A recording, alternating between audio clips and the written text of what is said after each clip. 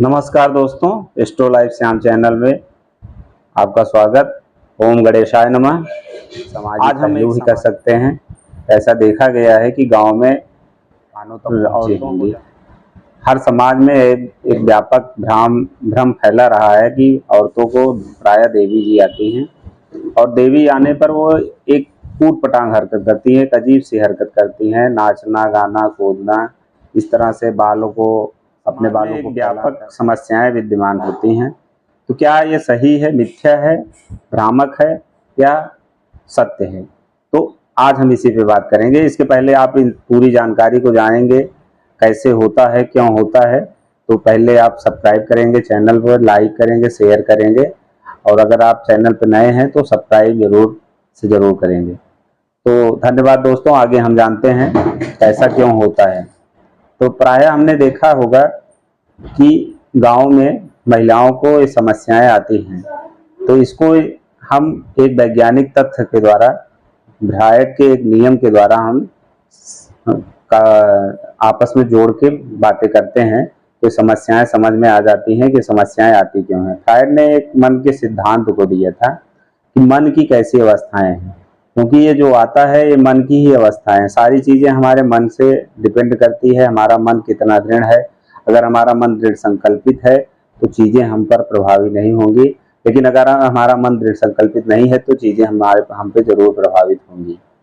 यही इसीलिए जो है औरतों का मन जो है थोड़ा सा दृढ़ नहीं कहा जा सकता, वो थोड़ा चंचल कोमल मन की होती हैं और उनके मन में एक घबराहट और डर सा जैसा माहौल होता है, जिसकी वजह से उन पे ये चीजें प्रभावी हो जाती हैं। अब मन की 3 अवस्थाओं के विषय में जानते हैं। मन की 3 अवस्थाएं जो फ्रायड ने दिया है अपने नियम में, उन्होंने मन की 3 अवस्थाएं दी। पहला है चेतन मन, जो हमारा कॉन्शियस है। दूसरा है सब कॉन्शियस अर्धचेतन। तीसरा है सब कॉन्शियस अनकॉन्शियस। तीसरा है अचेतन मन। तो चेतन, अर्धचेतन, अचेतन। अब आपसे पूछा जाए कि इन तीनों मन में कौन सा मन जो है सबसे ज्यादा इम्पोर्टेंट रखता है, तो बहुत से लोग कहेंगे कि चेतन मन इम्पोर्टेंट रखता है, लेकिन ऐसा नहीं है। चेतना जरूर है कि हम जग रहे हैं, ये चेतन है। हम यहाँ पर प्रेजेंट हैं, ये चेतन है। लेकिन अचेतन मन बहुत ज्यादा इम्पोर्टेंट होता है, क्योंकि हमारी जो भी इच्छाएं दबती हैं वो अचेतन मन के बॉक्स में जाकर बैठती हैं। यही बॉक्स जब अनबैलेंस हो जाता है तो वही एक विकराल रूप धारण कर लेता है, हमारी द्रवित इच्छाएं बाहर निकलने लगती हैं। प्रायः ऐसा ही देखा गया है समाज में। तो कैसे होता है, इसको एक उदाहरण से समझ लेते हैं। मान लीजिए हम सुबह गए और हमें एक जलेबी की दुकान दिखाई पड़ी। जलेबी खाने की, हमारे वहाँ जलेबी हमारी मनपसंद हो और जलेबी खाने की हमारी बहुत इच्छा हो, हमारे मुंह में पानी आ जाए, लेकिन हमारे पास इतना पैसा ना हो हम उसे सरवाइव कर सकें। तो हम अपने मन को दबाएंगे, हमारी इच्छाएं दबेंगी और इच्छाएं दब के हम वापस आएंगे और 2-4 लोगों से कहते सुनेंगे कि यार क्या बताएं, इतनी अच्छी जलेबी थी, अगर मेरे पास पैसा होता तो मैं जरूर से जरूर इसको खरीद के खा लेता। फिर एक लोगों से कहा मैंने, दूसरे लोगों से भी कहा, इसी तरह हम तीसरे चौथे लोगों से भी कहते पाए जाएंगे कि हम क्या बताएं, जलेबी थी। और ऐसा कहते वक्त तो मेरे मुंह में पानी भी आएगा, क्योंकि मैं उसको फील करूंगा, अंदर से फील करूंगा, क्योंकि वो मेरा बहुत ही फेवरेट था। तो धीरे धीरे अगर हम इस चीज को 1 दिन 2 दिन हमारे दिमाग में, दिल में हो सकता है याद रहे, लेकिन कुछ 1-2 दिन बाद वो चीजें हमारी भूल जाती हैं और अचेतन अवस्था में चली जाती हैं, क्योंकि हमारी इच्छाएं दब जाती हैं। लेकिन ये इच्छाएं अगर हमारी दबे ना, हम रोज बार बार यही चीज कहते रहें, तो लोग क्या कहेंगे, हमें पागल कहेंगे। यार तुम जलेबी नहीं भूल पा रहे हो, पागल हो गए हो क्या? इसी तरह होता है कि जब एक औरत अपने मायके होती है तो उसकी बहुत सारी इच्छाएं, वो स्वतंत्र जीवन यापन करती है, लेकिन जब वो अपने ससुराल में आती है तो उसके उठने बैठने हर प्रक्रियाओं पर एक अंकुश लगता है, जो कि आज नहीं है। इसलिए आज ये देवी की जो बातें हैं बहुत कम देखने को मिल रही है, लेकिन पहले ऐसा था।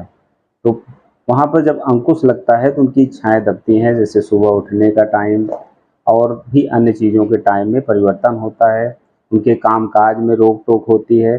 तो इच्छाएं दबते दबते उनकी इच्छाओं का जो दमन इतना ज़्यादा हो जाता है कि वो इन वाक से बहुत सी महिलाएं सर्वाइव नहीं कर पाती, उनके मन सर्वाइव नहीं कर पाता और वो फूट जाता है। द्रवित इच्छाओं का जो बाक्स होता है चेतन मन में न जाके वह चेतन मन उसको बैलेंस नहीं कर पाता है और फूट जाता है। फिर वो चीज़ें करती हैं जो उनकी इच्छाएं होती हैं, खुलकर नाचना, खुलकर बाल खोलकर नाचना, कूदना और सारी हरकत करना। और ऐसे में वो आशीर्वाद देते भी पाई गई हैं और आशीर्वाद उनको देती हैं जिनको जो है जिनसे वो खुश रहती हैं। उन अवस्थाओं में जो उनके साथ अच्छा व्यवहार किया जाता है उनको आशीर्वाद देती पाई गई हैं, और जो भी उनके साथ अलग व्यवहार किया रहता है, अलग व्यवहार किया रहता है उसको वो जो है मारते हुए आशीर्वाद देती हैं। तो एक दिलचस्प कहानी आपको हमने बताया, एक रोचक सामाजिक रूढ़ियों के विषय में बताया कि इसे मिथक भी नहीं कहा जा सकता, इसे सत्य भी नहीं कहा जा सकता, इसका एक वैज्ञानिक कारण है। और वैज्ञानिक कारण यही है, मन की अवस्थाएं हैं और मन की अवस्थाओं में द्रवित इच्छाओं के फूटने पर ऐसा देखा गया है, प्रायः ऐसा देखा जाता है कि महिलाओं में ये घटना घटती है। तो इसी तरह आप हमारे चैनल पे बने रहेंगे। ये एक एस्ट्रोलॉजी चैनल है, लेकिन एस्ट्रोलॉजी के तहत हम एक सामाजिक चीज़ों पर भी बात करेंगे जो प्रायः देखा गया है और कैसे होता है, क्यों ये होता है, सब क्या कैसे क्यों क्या, इन कारणों के द्वारा हमें वैज्ञानिक दृष्टिकोण रखने का प्रयास करेंगे। इसी के साथ आज का एक जो यहाँ प्रायः देवी जी पे बातें थी यहीं पे समाप्त की जाती हैं, और आप भी जान गए होंगे कि अगर इसको हैंडल कैसे करना है। और अब तो ये चीज़ें बहुत कमतर होती चली जा रही हैं, क्योंकि अब वो चीज़ें नहीं रह गई हैं, अब वो शासन अनुशासन नहीं रह गया है घर परिवार में, इसलिए ये प्रक्रियाएं आना बंद हो गई है। अच्छी बात है, ये अच्छा पहल भी है हमारे समाज का कि जो इन रूढ़ियों पर भी अंकुश लगा है और रूढ़ियाँ समाप्त होती चली जा रही हैं। धन्यवाद दोस्तों।